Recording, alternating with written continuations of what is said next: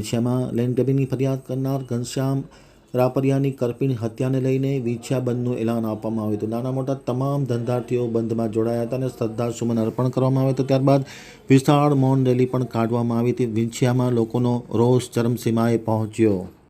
હવે જોઈએ જસદણ આમતક ન્યૂઝ બ્યુરોનો એક વિસ્તૃત અહેવાલ।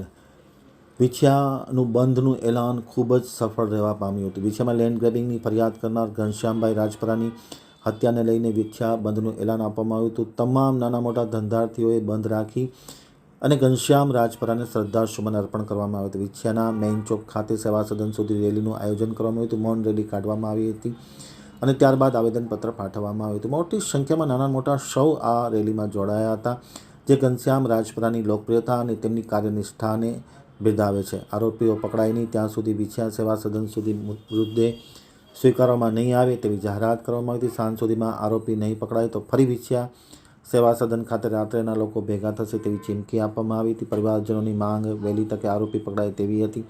આરોપી પકડાયા બાદ વિછિયામાં તેમનું સરઘસ કાઢવામાં આવે તેવી પણ માંગ પરિવારજનો અને ગ્રામ્યજનો દ્વારા કરવામાં આવી છે। જાણવા મળતા પોલીસના સૂત્રોમાંથી ગણતરીના કલાકોમાં આરોપી પકડાઈ જાય તેવી શક્યતાઓ જોવા મળી રહી છે અને ખાસ કરીને જે હત્યા કરવામાં આવી છે તેને લઈને સમગ્ર વિછિયામાં રોષની લાગણી જોવા મળી રહી છે। જય કોળી સમાજ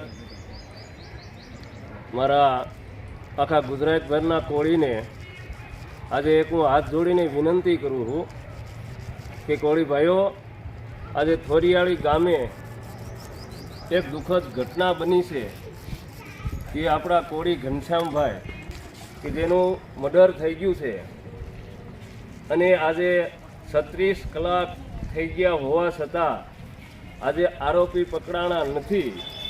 એટલે મારા કોળી ભાઈઓને બે હાથ જોડીને વિનંતી કરું છું મિત્રો કે કાલે સવારે આજે રાતમાં ન પકડાય તો કાલે સવારે આખા ગુજરાતભરના કોળી વિછિયા મામલતદારે બધાને આવવાનું છે। એવા હાથ જોડીને હું મારા કોળી સમાજને નમ્ર વિનંતી કરું છું। જય કોળી સમાજ। જય કોળી સમાજ। આખા કોળી સમાજને મારી એક જ નમ્ર વિનંતી છે કે કાલે 1/1/2025 બુધવાર આખા કોળી સમાજને મામલતદાર કચેરી વિછિયા ખાતે હાજર થવા અને અમારા કોળી સમાજને જે આ ઘટના બની છે એને ન્યાય અપાવવા માટે બધાને ભેગું થવાનું છે। આજ રબારી સમાજ એની એકતાની જે એની દાદાગીરી બતાવે છે તો આપણો કોળી સમાજ ક્યાંય ગયો? આપણી કોળી સમાજની એકતા ક્યારે જાગશે? આપણા કોળી સમાજને અહીંયા એકઠું થઈને ન્યાય અપાવવા માટે બધાને અહીંયા ભેગું થવાનું છે। તો કાલ સવારે 1/1/2025 બુધવારે બધાને આખા કોળી સમાજને અહીંયા ઘનશ્યામભાઈ જેનું મર્ડર થયું છે એમને ન્યાય અપાવવા માટે બધા ભેગા થાય એવી મારી નમ્ર વિનંતી છે। તો આખા કોળી સમાજને એમના ન્યાય માટે લડવા માટે અહીંયા બસ ન્યાય અપાવવા બસ મારી એ જ નમ્ર વિનંતી છે કે પધારે।